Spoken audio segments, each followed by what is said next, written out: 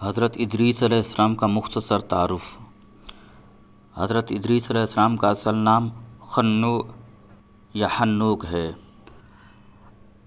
حضرت ادریس علیہ السلام حضرت شیس علیہ السلام کے بیٹے انوش کی نسل میں سے ہیں۔ آپ کے والد کا نام یارد اور والدہ کا نام برکانہ تھا۔ آپ کی بیوی کا نام آدنہ تھا۔ آپ کا ایک بیٹا بھی تھا جس کا نام متوشالخ تھا۔ حضرت ادریس علیہ السلام حضرت نوح علیہ السلام کے پردادا بھی ہیں۔ آپ کا نسب یوں ہے: ادریس بن یارد بن مہلائل بن کینان بن انوش بن شیس بن آدم علیہ السلام۔ آپ کی ولادت عراق کے شہر بابل میں ہوئی۔ حضرت ادریس علیہ السلام اللہ تعالیٰ کے تیسرے نبی تھے جو حضرت آدم علیہ السلام اور حضرت شیس علیہ السلام کے بعد نبوت کے جلیل القدر منصب پر فائز ہوئے۔ مورخین کے مطابق آپ کی ولادت بابل عراق یا مصر کے شہر منفیس یعنی منف میں ہوئی۔ آپ علیہ السلام کا اصل نام حنوک یا خنو تھا، جبکہ قرآن کریم اور احادیث مبارکہ میں آپ کو ادریس کے نام سے پکارا گیا ہے۔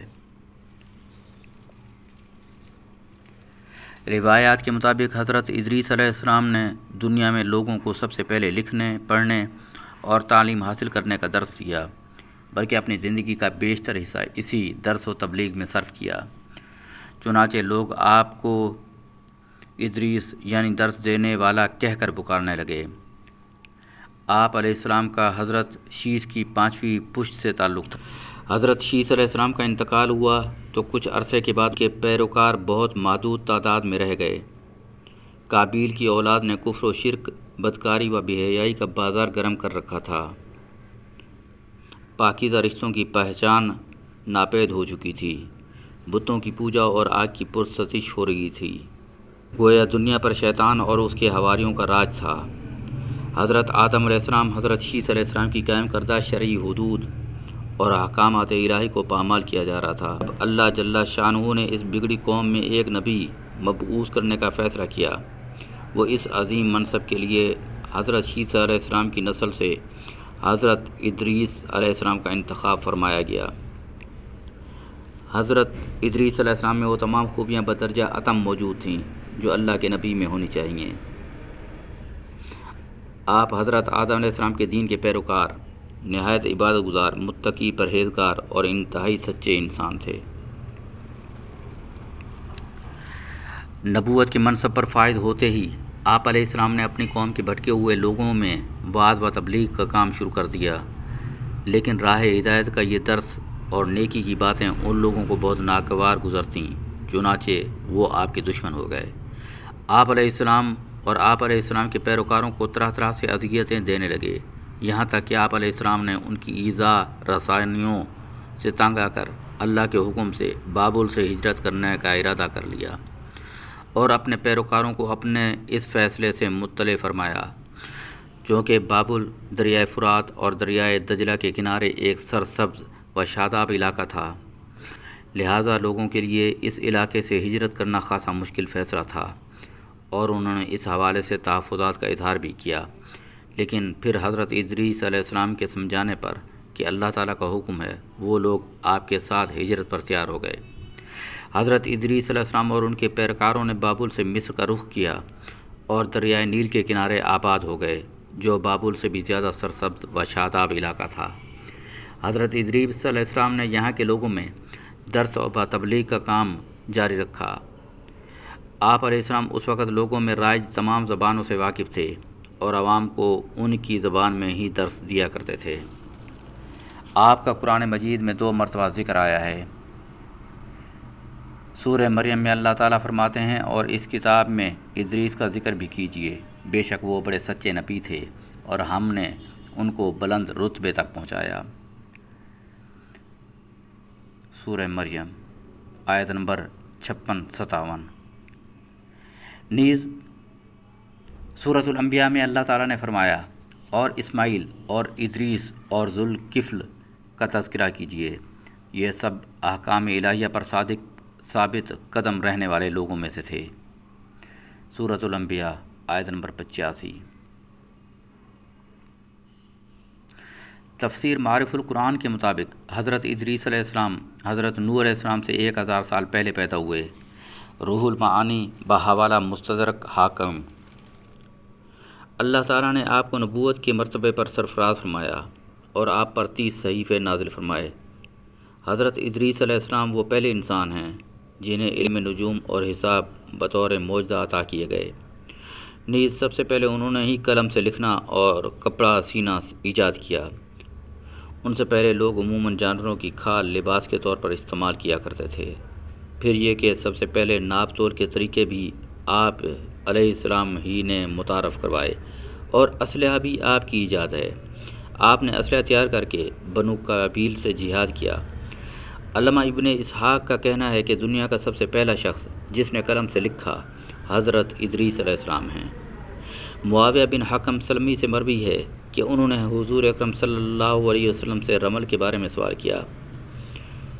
یہ ایک ایسا علم ہے جس میں ریت پر مخصوص لکیریں کھینچ کر کچھ معلوم کیا جاتا ہے۔ تو رسول اکرم صلی اللہ علیہ وسلم نے فرمایا، ایک پیغمبر تھے جنہوں نے یہ لکھا، لہٰذا جس شخص کا خط ان کے موافق ہو جائے تو اچھا ہے۔ علماء تفسیر فرماتے ہیں کہ پہلا شخص جس نے تبلیغ دین کے لیے وعظ و خطاب کا سلسلہ شروع کیا وہ حضرت ادریس علیہ السلام ہی تھے۔ بلال بن سیار کہتے ہیں کہ حضرت ابن عباس نے حضرت کعب رضی اللہ عنہ سے پوچھا کہ قرآن پاک کی اس آیت وَرَفَعْنَاهُ مَكَانًا عَلِيًّا اور ہم نے ان کو اونچی جگہ اٹھا لیا کا کیا مطلب ہے؟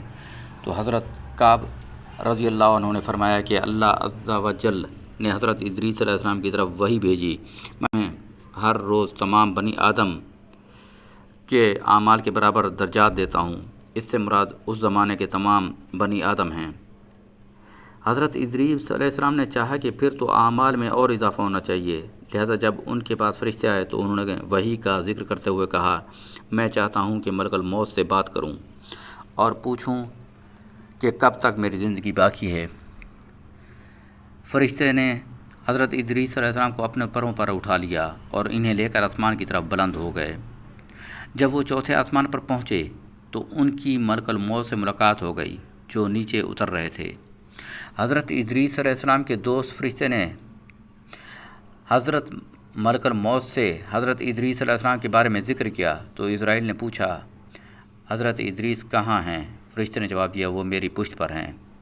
اس پر ملک الموت نے حیرت کا اظہار کرتے ہوئے کہا، واہ تعجب ہے، مجھے پروردگار کی طرف سے حکم دے کر بھیجا گیا کہ حضرت ادریس علیہ السلام کی روح چوتھے آسمان پر قبض کر لوں، تو میں نے سوچا کہ وہ تو زمین پر ہیں، ان کی روح چوتھے آسمان پر کیسے قبض کروں؟ ابھی اسی سوچ و بچار میں تھا اور زمین پر اتر رہا تھا کہ تم انہیں لے کر چوتھے آسمان پر آ گئے۔ پھر ملک الموت نے ان کی روح قبض کر لی۔ قصص الانبیاء ابن کثیر حوالہ۔ ابن ابی حاتم نے اس آیت کی تفسیر کے ذیل میں اس حدیث کو ذکر کرتے ہوئے یہ اضافہ کیا کہ حضرت ادریس علیہ السلام نے فرشتے سے کہا، ملک الموت سے میرے بارے میں سوال کرو، میری عمر کتنی باقی رہ گئی ہے، جبکہ حضرت ادریس علیہ السلام فرشتے کے ساتھ بھی تھے۔ فرشتے کے سوال پر ملک الموت نے کہا، جب تک میں انہیں دیکھ نہ لوں اس وقت تک کچھ نہیں بتا سکتا۔ پھر ملک الموت نے حضرت ادریس علیہ السلام کو دیکھ لیا تو فرشتے سے کہا، آپ مجھ سے ایسے شخص کے بارے میں سوال کر رہے ہیں جس کی زندگی پلک جھپکنے سے زیادہ نہیں رہی۔ فرشتے نے پر کے نیچے حضرت ادریس علیہ السلام کو دیکھا تو ان کی وفات ہو چکی تھی۔ بحوالہ قصص الانبیاء ابن کثیر۔ روضۃ الاصفیاء کے مصنف تحریر کرتے ہیں کہ حضرت ادریس علیہ السلام کثرت سے اللہ تعالیٰ کی حمد و ثنا اور عبادت میں مصروف رہتے تھے اور فرشتوں میں نہایت محبت اور عقیدت و احترام کی نظروں سے دیکھے جاتے تھے۔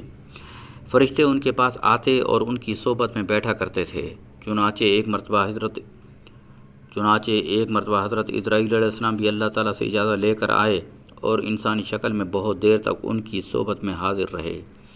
حضرت ادریس علیہ السلام کو جب معلوم ہوا کہ یہ کوئی انسان نہیں بلکہ حضرت اسرائیل ہیں اور روح قبض کرنے کی خدمت پر مامور ہیں، فرمایا کہ میرا دل چاہتا ہے کہ تم مجھے موت کا ذائقہ چکھاؤ۔ اس پر حضرت اسرائیل علیہ السلام نے اللہ تعالیٰ کی اجازت سے ان کی روح نکالی اور پھر واپس کر دی۔ اس کے بعد حضرت ادریس علیہ السلام نے ان سے فرمایا، میرا دل چاہتا ہے میں جنت اور دوزخ دیکھوں۔ چنانچہ حضرت اسرائیل علیہ السلام نے اللہ تعالیٰ سے اجازت لے کر انہیں دوزخ دکھائی۔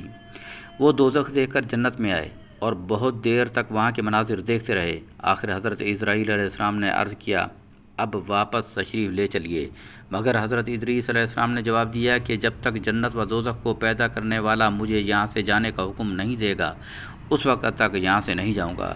چنانچہ اللہ تعالیٰ نے ایک فرشتے کو مقرر فرمایا کہ وہ ان کے درمیان فیصلہ کر دے۔ حضرت اسرائیل علیہ السلام نے اس فرشتے کو پوری صورتحال بتائی۔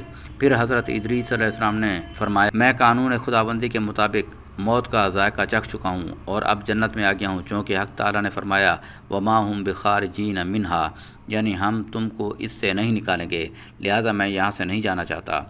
حضرت کعب احبار کی روایت ہے کہ فرشتے نے اللہ تعالیٰ کے حکم سے فیصلہ کیا کہ اچھا آپ چھٹے آسمان پر رہیے اور فرشتوں کے ساتھ عبادت کیجیے۔ چنانچہ حضرت ادریس علیہ السلام چھٹے آسمان پر فرشتوں کے ساتھ عبادت میں مشغول رہتے۔ اس سلسلے میں متفق علیہ حدیث یہ ہے کہ حضرت ادریس علیہ السلام چوتھے آسمان پر ہیں۔ مجاہد اور دیگر بہت سے علماء کرام کا یہی قول ہے۔ حضرت زہری نے بھی حضرت انس رضی اللہ عنہ سے مروی معراج کی حدیث نقل کی ہے کہ جب نبی اکرم صلی اللہ علیہ وسلم معراج کی رات چوتھے آسمان پر پہنچے تو وہاں آپ صلی اللہ علیہ وسلم کی ملاقات حضرت ادریس علیہ السلام سے ہوئی، جنہوں نے حضور صلی اللہ علیہ وسلم کو دیکھ کر فرمایا مرحباً صالح بھائی اور صالح نبی، بحوالہ ابن کثیر۔